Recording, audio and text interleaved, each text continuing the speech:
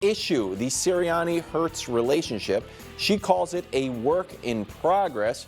Coach Mangini joins us to discuss. He's not here. He's actually in Cleveland. Coach, it's a pleasure to see you. Thank you for joining us on our first 2-hour show. We hope to have you in studio soon. How concerning was everything you read in this article? Well, first of all, I just want to thank you for welcoming me back with a topic you know is near and dear to my heart. Hot seat. Firing people in July. So let's get to mid-July and see who we can possibly fire. Listen, we just react to the news, big Coach. losing streak, Blame Diana Rossini for getting to the facts. It took till July to get the real story, but go ahead. Coach, sorry. A-Block, I was talking about John Harbaugh going. Yeah, exactly right.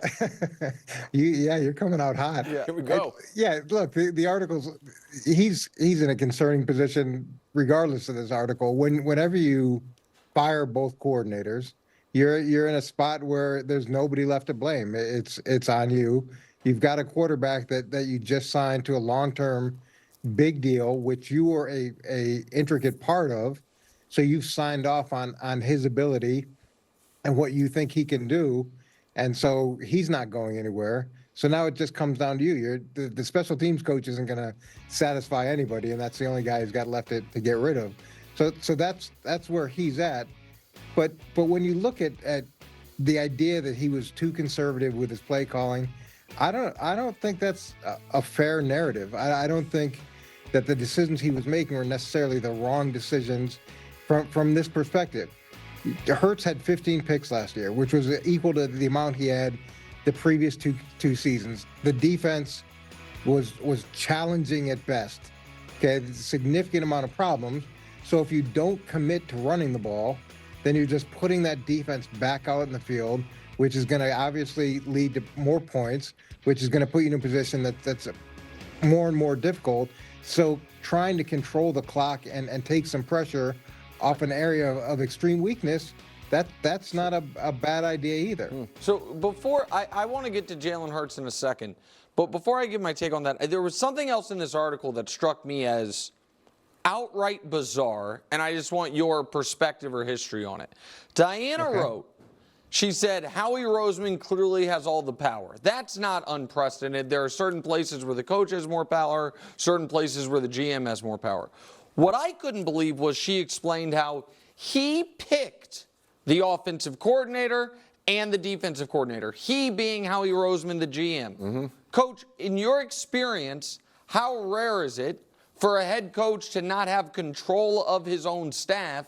And does that have any chance of being a successful kind of power dynamic?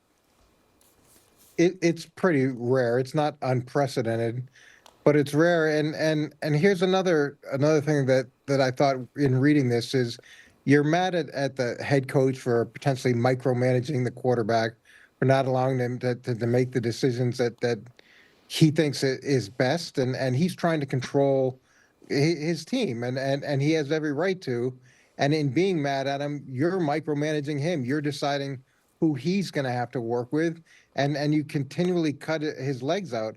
I think that the fair thing to do in this situation, if you really want to give Nick Sirianni a chance to prove that he's the guy, is let him go get his own guys.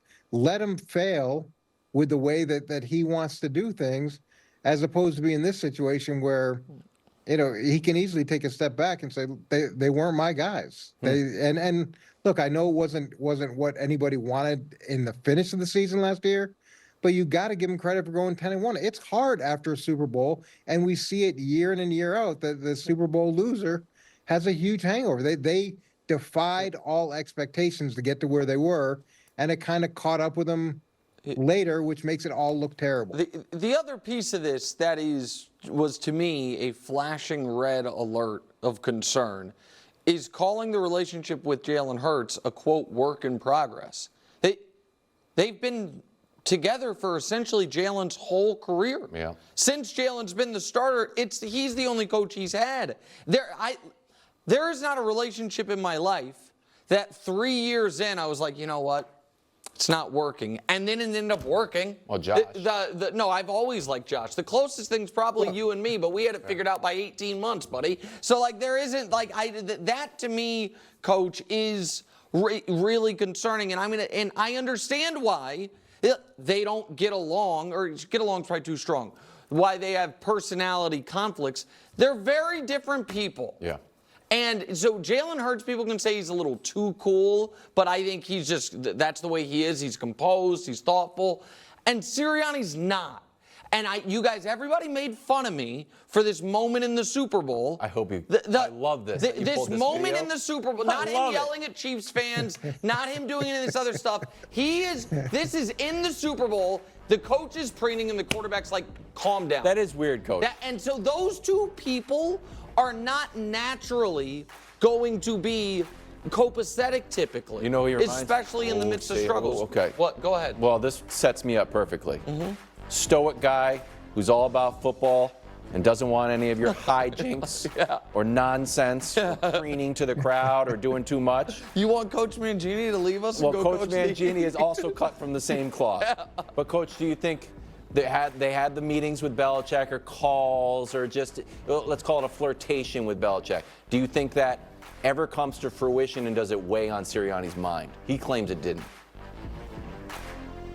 He's got to understand the dynamics in Philly, where he wouldn't be the first head coach that had success and then was let go in that organization. So he knows what that is. And in terms of the relationship, though, Nick, I don't think it's the worst thing in the world to have some balance where one guy's fiery and the other guy is more calm and reserved. Usually it ends up being the other way, where the player is more has to be brought down. But that can balance. You can get some good things out of that because you play off of each other's strengths. And in terms of what's changed in this relationship, they have been together, and there is the Sirianni does have to continue to allow him to grow in the system. But Jalen also signed a gigantic deal. And with signing a gigantic deal comes a lot of pressure. Pressure to justify the numbers. Pressure to be something that the money dictates that you are. And with that, guys often try to do too much. Well, on and that note, players, hold on, let me ask you a question on that, Coach. Because this is another thing that I believed that everyone made fun of me for, but now we just call the end of their season a supernatural funk and we throw it away as if there wasn't something to it. So tell me if you think this is insane, because I know I'm right. I think Jalen Hurts had more of a problem with the tush push after he got paid. I think that's a type, like, is that unreasonable for me to think that what a guy who was a second-round pick, proving himself in the league is okay doing, didn't think it was going to all of a sudden be a bigger part of the offense post him becoming a $50 million a year quarterback? If I'm wrong, then you're not wrong. Look, Brett Favre would not quarterback sneak. Brett Favre would not he was not going to put himself at risk, and that was not. So we'd get in those situations where it was 4th and inches, and you could walk it in with a quarterback sneak, but he wasn't going to do that. And there's a lot of guys who are like that, and it makes sense when you're making that kind of money to now put yourself, at risk over and over again in a giant pile of who knows how many pounds that is. It doesn't make a lot of sense, and it was a very effective play, and I get it. But when you start paying someone that kind of money, it's the same thing with quarterback-driven runs. You can do a bunch of them. It's fine. But every time you expose your franchise quarterback that you're paying a lot of money to getting hit an extra time, it's going to come back and catch you. All right. Let's look forward to next year, Coach. They obviously started off hot last year, then got into the supernatural funk. So there's two ways to look at the beginning of this year. Either it's, hey, fresh start. If we start 0-3, we're just 0-3, we can turn around. Or you can start adding those losses onto last year's losses. At what point, if this season starts slow,